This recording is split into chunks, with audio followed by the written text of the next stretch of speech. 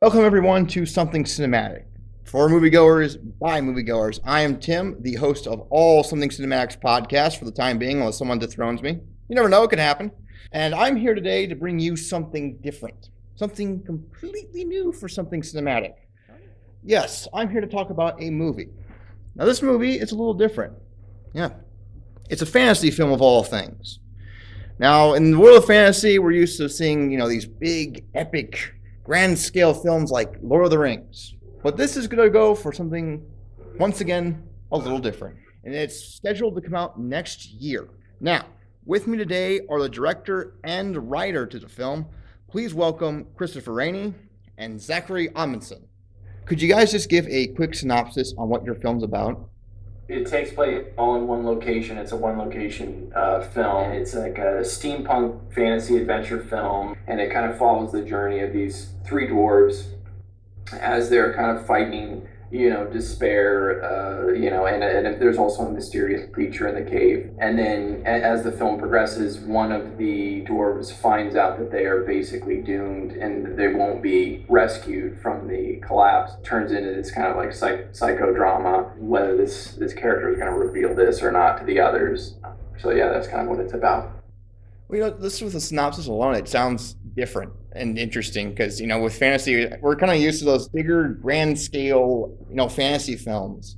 So we're trying to walk this fine line of satisfying the viewers and their expectations and kind of getting a sense of escapism while at the same time not sacrificing the story.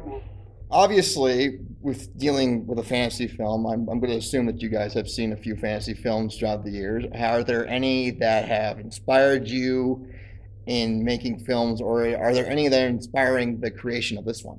Aesthetically, in terms of the way that the dwarves, their costumes look, you kind of modeled that off The Hobbit. Peter Jackson made The Lord of the Rings and those other fantasy films feel like they came from history and they feel authentic. Yeah, when I saw the video, my thought immediately went to Peter Jackson and Lord of the Rings, particularly in the case of makeup, particularly in the nose.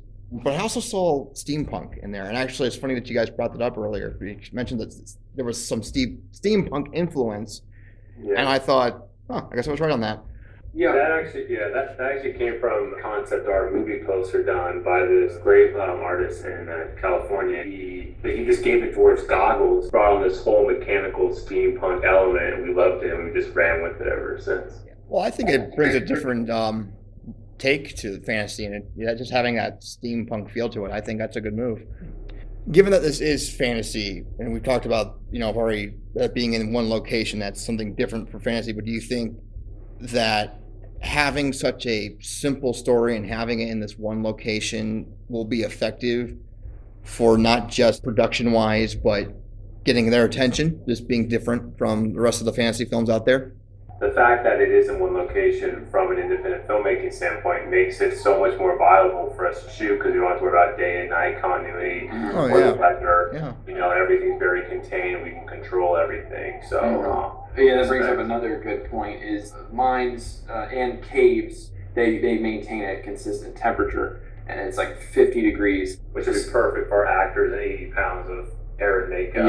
Yeah. Our wardrobe is 80 pounds at least, and that's not even including the pickaxe, so it'll be more. Yeah, it's a double-edged sword with, because one thing that I think, even though it limits our imagination as far as what we can necessarily do, and it does make us focus a lot on the story and scene tension and script writing process. You have to be very astute in what you're doing because you don't have the spectacle to distract people or to fill in a hole in the plot with like a big action set piece, which I think it's honestly going to make the story that much better. I think sometimes when filmmakers have absolute freedom, anything that they can think of they can do, and sometimes the best filmmaking is getting around things that you can do. Obviously, you guys are having a smaller cast for this, something that, again, unusual for fantasy, but makes sense for your film.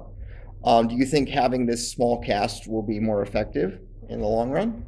I really enjoy the fact that there's only a few characters. I mean, I really like The Lord of the Rings, but there's a lot of characters that I would love to sit down and get to know better. Some of my favorite moments in those films are actually almost all of my favorite moments are when the characters are having conversation, witty or whatever conversations with each other.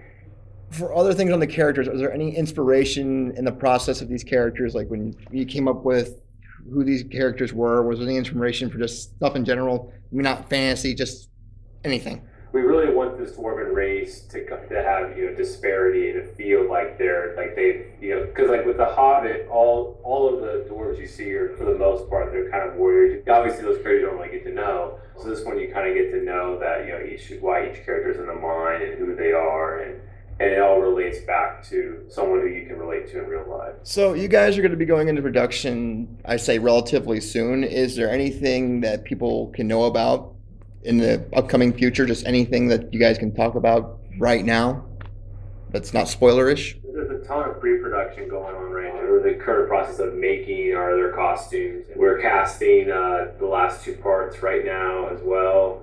You know, then obviously we just prepare for production come January. All right, but this has been an interview